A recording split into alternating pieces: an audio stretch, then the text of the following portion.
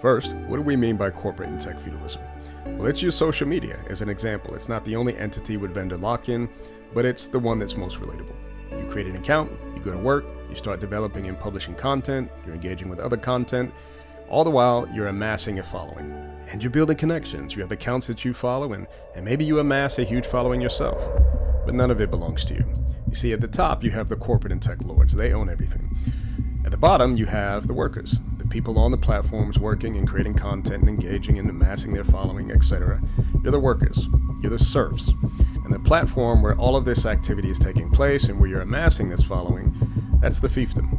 And the tech lords own the fiefdom. Anything that happens on the fiefdom stays on the fiefdom. If you decide to take your 2 million followers and go elsewhere, it's too late. Any work produced, any output, anything that happens on the fiefdom belongs on the fiefdom. It belongs with the tech lords.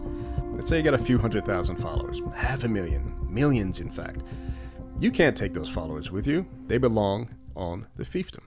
And your data feeds their markets, your content feeds their algorithms, and your attention feeds their advertisers. This is feudalism. But therein lies the solution. You still have power. You still have control over your data, your content, and your attention. The question is, where do you decide to use that power? Who do you give that power to? Are you okay with being the product, or do you want to flee the fiefdom? Well, here's the simple and unsurprising solution. Take that power, your data, your content, and your attention,